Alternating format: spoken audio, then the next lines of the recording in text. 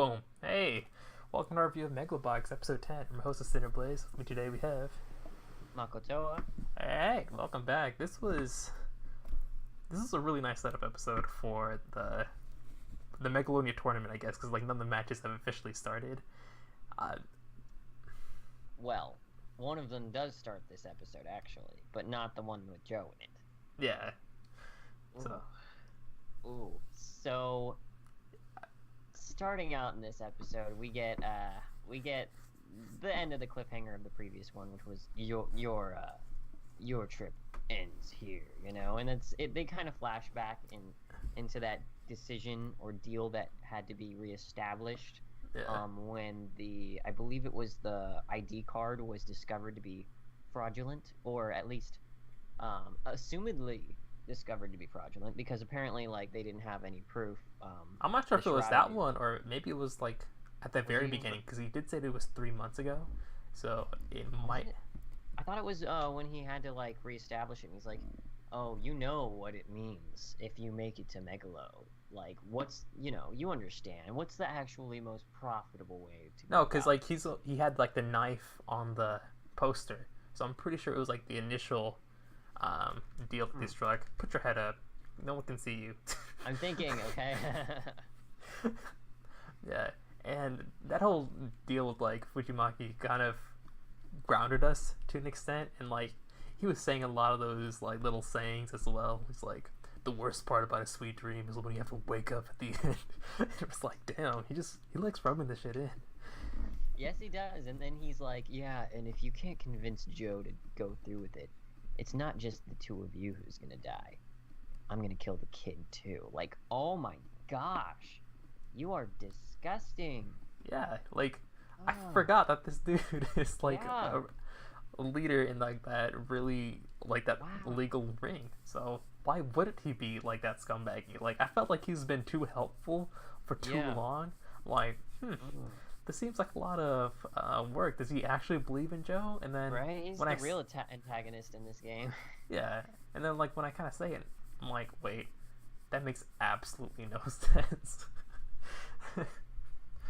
Well, Yeah. I'm glad that he's like an antagonistic figure in the series once again, but to kind of like go around that, Coach Nambu's kind of just like, you know what, um, he might be strong, but I don't think he's as strong as the Shirato group. So let me try to, I liked that. Yeah. yeah, let me try I to, mean, it didn't. We have to understand that, like, Joe hears all this first, and he's out. He's like, "I'm done with you for good." Says that to him, or the manager dude, right? yeah, And so before before manager dude comes back to his senses, I feel, because it took a minute. It took a good minute before he came to that conclusion. I think. Well, because he was yelling at the kid earlier at that early scene. But eventually, yeah, he comes find the kid in like some random back alley, and then he's like, "Come on, come with me, we're going." And that's when he gives the kid a knife and shows, "Hey, look, there's a party with the Shirato chick, and you can kill her because I found out that your past, is about how your dad was murdered and yeah, by the Shiratos, and they stole his designs." yeah, and that's kind of like it has an impact on some other plot lines that we've been having this series. First off, it's Yuri's gear that she stole the technology Yeah. for, claimed it as her own, and kind of took over the company that way. And I kind of feel a little bit bad for Mikio because he's the one who's developing his own AI, and boom, Yeah. she steals it from someone else and then uses that to kind of like knock him down. I'm not sure if we're gonna get Mikio again. I would love to see it, but like then again, like you can't. It's really hard to redeem his character after what he's done, and I don't really see Yukiko as the most antagonistic figure either. Like, yeah, or most villainous. Like clearly Yeah. she's an antagonist in this series, but she doesn't seem like that awful of a person yet. Yeah, she does agree to take him in, and that was one of the funny things where she's like, "What makes you think that I would just take him in for nothing? I could say I'll only do it if you drop out of the competition." you know, and Mr. Bluffing guy can call a bluff, so he does. It's like, you wouldn't do that. I don't remember exactly what he says, but that was such a weak bluff. He's like, I know you won't. yeah. It's like you can't put so much into like having Joe into the tournament and kick him out, because like it'll be really hard for it not to trace back to you or something, unless you just pin it all on him. I mean, like they could, but it just feels like such a shitty move. I mean, that would just ruin the hype if one of them had to drop out. Yeah, and I feel like Joe is probably the most hyped fighter going into that tournament, so for her to do that, it would be not suicidal, but it would hurt a lot. Oh, man. Yeah, and for Sachio, he has to go live with the woman who kind of is responsible for the death of his father. Yeah. So, Yeah, and I like how when the match is starting for Yuri versus Spider, she's like, talking to some military personnel-looking dude, some military chief, which makes sense. It's obvious that, she's looking to promote this technology with Megalo Box, but that's not her end game. Her end game is easily to get in the government's pocket, so of course the government official is there to potentially procure this technology off of them for big bucks. But then, at the same time, she has her little informant secretary come by and, yep, sure enough, everything's the information for this technology may have been procured in how did she put it? Like, inconvenient? No. It was obviously less than kosher means. But, yeah. But I think, like, her secretary is also kind of informing her that there were some irregularities that were coming up. Yeah. I think that was probably going on with Yuri's as well, and maybe some other ones, but I'm not too sure about that. Probably have to rewatch the episode for that part. Oh, yeah, that's right. But, I forgot about that part. Yeah. So maybe there's some kinks that Sachio might have to work out and maybe help Yuri to an extent. I mean, I would like to see that, just to see him work with like the best gear available, his father's gear, no less. Yeah. Doubt it'll happen because we even have a discussion at the with Joe and Yuri at one point. They meet up somehow because of Yuri's dog or whatever, and that was nice. I really loved that moment. That gave Yuri, like, he was already more likable of an antagonist than I thought he would be. Yeah. Episode 1, but like, it gave him a character. It gave him, he's not just some jerk just for the sake of being a jerk. He has a goal. He has a dream, and it's to make somebody's dream come true because they believed in him.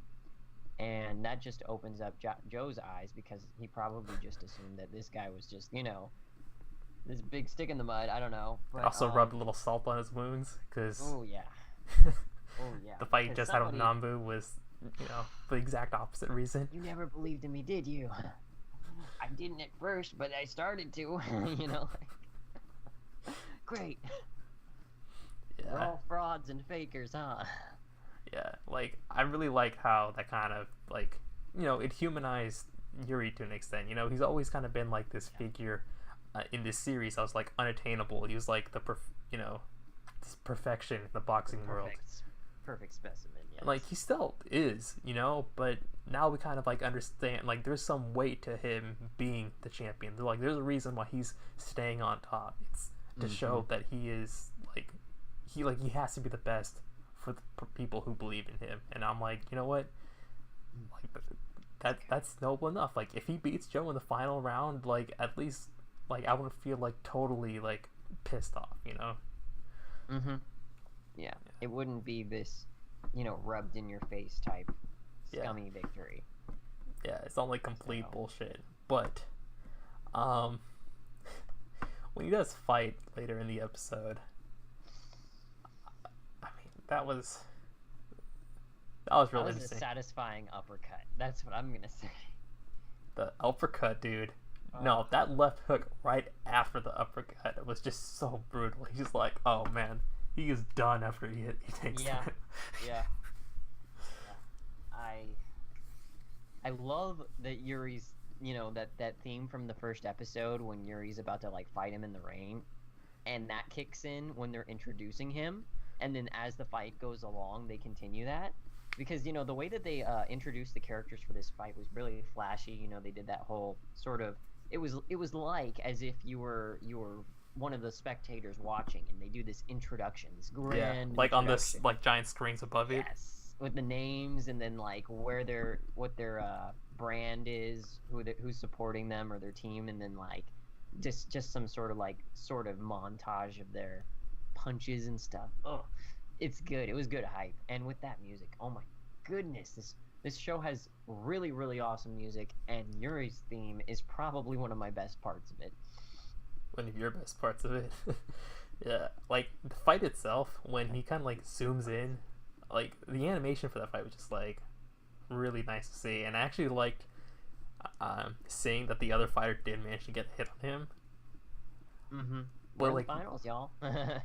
yeah, or a set like, but I was actually like surprised, like, like that it actually managed to hit him. I'm just like, wait, how did he not like block that? What, like, is there like a kink in his like armor or something? But then like when he comes out and does like that counter on him, I'm like, oh my god, this is no. Yeah. Like, not even. Yeah. I'm sorry I you like how doubted him. Yuri takes that hit and then he smiles afterwards. And everyone's like, whoa, Yuri took a hit? Yeah. General starts getting like, what? Is this really useful? Is this really worth my investment? And then just that 1-2. Good Yeah. stuff. Good stuff. And then we get at the end of this episode, towards the end at least, friggin' our coach disappears. He's like, I'm off. I'm just gonna vanish or something. Hopefully Joe can make it and Yeah. do what he wants, follow his dream or whatever. And then like he makes sure that the kid's safe in the Shirata arms. Yeah. So, oh man, he's gonna go for it, and that's great. I mean, I think the only thing left to mention for this show, or for this episode, I should say, is that sort of analogy that our gangster boss, I can't remember what was his name again, Fujimaki. how he uses that analogy. He's like, you really are a scorpion, aren't you? Haven't you heard the tale of the scorpion who crossed the river? That whole thing with the frog, and then Yeah. no, of course I wouldn't sting you. If I sting you, we'll both drown. Like, Yeah.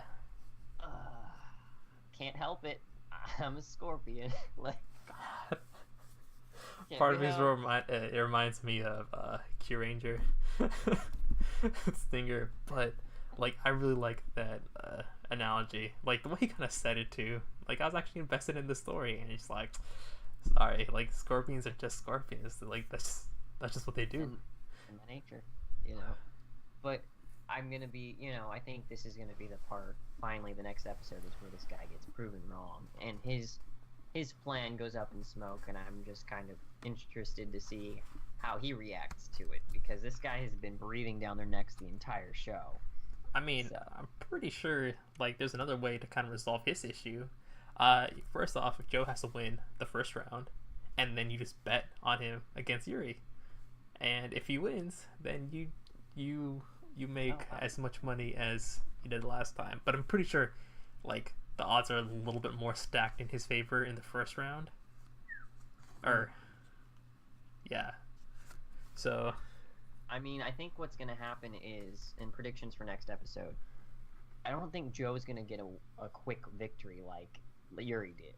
And so I think Joe will again be the underdog, because Yuri's match just was over like that, yeah. 2 seconds or something into the second round, just 1-2 done. And like, there's no way that Joe is 1-2 dunning this behemoth. Like, Yeah, for real. so I think that it's going to be a struggle, and then he's going to be back into that underdog position. So voting, or I guess betting on Joe to win would probably be the more lucrative thing. But For the first round or second? for Yuri. For the Yuri fight. Yeah. But like if he beats the person ahead of him, I feel like it's going to be more like 70-30 in favor of Yuri. But in the first round, I feel like a lot of more people are betting on Joe because he's on such a hot win streak. Like, it might be like 80-20 in favor of Joe. So if he throws that match, I feel like it'll be a little bit more lucrative for Could be. Fujimaki and crew. But who knows? Like, I don't know how the betting works yet. Is it based off of the rounds, or is it based off of the entire victory? But I think people can wait to vote. I'm or pretty sure change it's like their based off of victory and stuff like Yeah, that. so they can change their vote between rounds, maybe. I don't know. Yeah. Who knows? I'm not a boxing guru. Yeah. Do you have any final thoughts for this episode? All right. Well, that's it for us. So make sure to like, comment, subscribe, all that other jazz. We'll catch you next time. Keep it juicy. See ya. All right. Oh, wow. Right on time. Almost done. Whoa. We're in the outro right now, Corey.